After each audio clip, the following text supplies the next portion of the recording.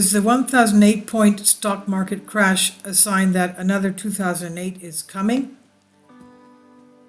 Michael Snyder writes, I have been specifically warning about the dangers posed by the derivatives bubble for many years, and it's only a matter of time before it comes crashing down.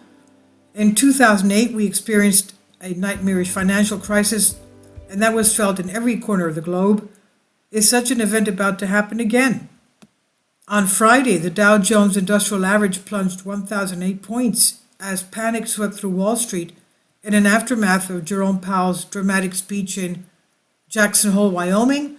Powell made it exceedingly clear that interest rates are going to continue to go up, and that deeply alarmed investors. Some very vocal influences in the financial community had been anticipating that the interest rate hikes would be ending soon, but now Powell has completely dashed those hopes. Wall Street is going to have to finally face reality in the weeks ahead, and it is not going to be pretty. When I heard that the Dow had fallen 1,008 points on Friday, the last two digits immediately stood out to me. We all remember what happened the last time a year ended in 08. Could this be a sign that another 2008 is coming? Before you dismiss such a notion, there are other times when a stock market crash has seemed to have been a sign of things to come. For example, on September 29, 2008, the entire world was stunned when the Dow Jones Industrial Average dropped, coincidence? 777 points. That was a new all-time record, and fear swept through Wall Street like wildfire. The following comes from CBS News report that was published in the immediate aftermath of that market crash. Wall Street watched Washington with shock and fear as the bailout package flamed out on Capitol Hill.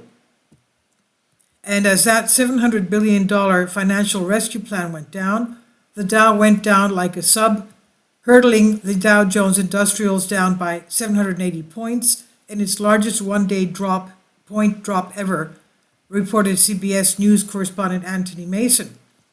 Nobody could believe it, said Ted Weisberg of Seaport Securities. He said the fact that it did not get done is just mind-boggling.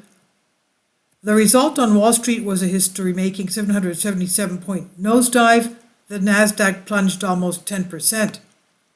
Many thought that it was rather odd that the stock market would fall 777 points just as a 7-year Shemitah cycle was ending and a new 7-year Shemitah cycle was beginning.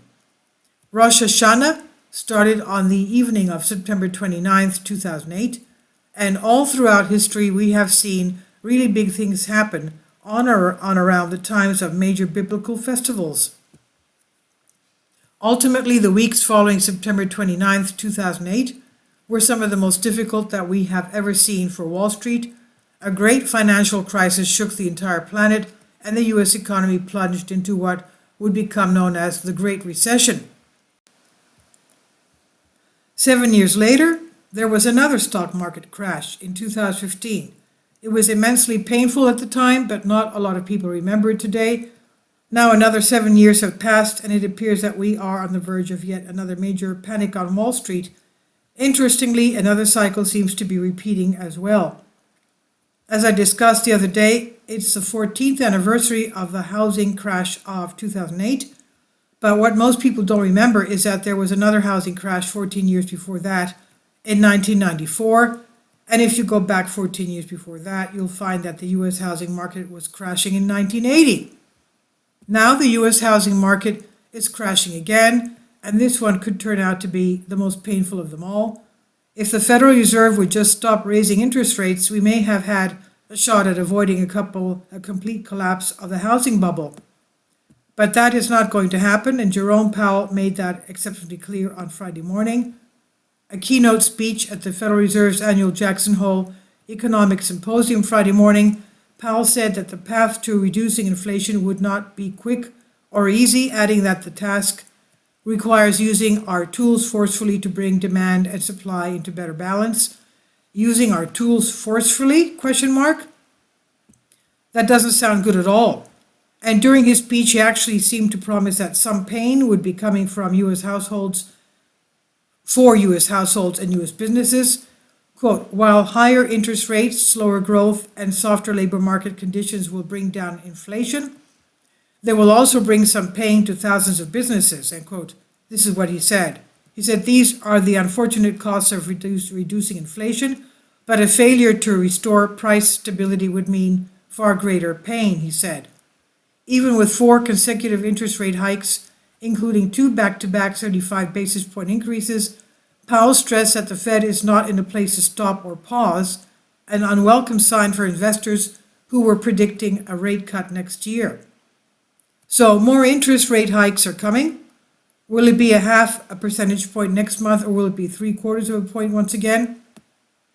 Only time will tell, but either choice will accelerate the collapse of the housing market and will bring even more pain for Wall Street. Something that I will be watching very closely and is the derivatives market. As Alasdair MacLeod recently explained, the derivatives bubble has expanded to a size that is almost unimaginable. Quote, by far the largest problem in the period of credit contraction is to be found in over-the-counter derivatives.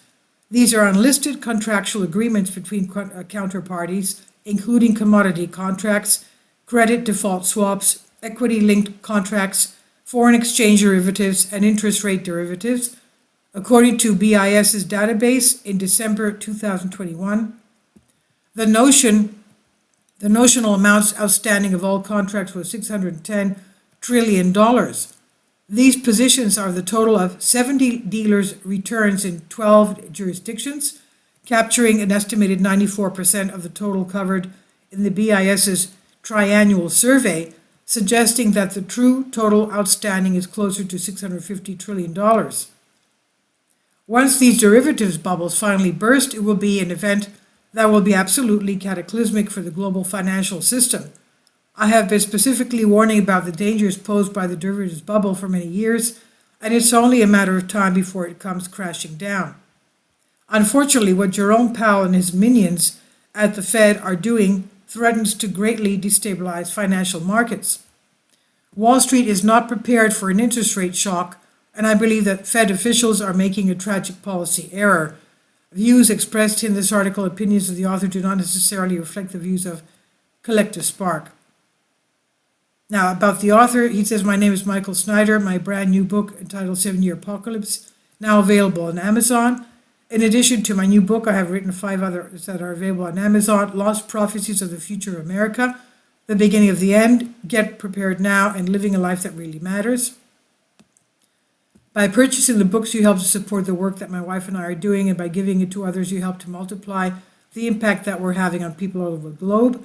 I've published thousands of articles on the Economic Collapse blog, End of the American Dream, and The Most Important News, and the articles that I publish on those sites are republished on dozens of other prominent websites all over the globe.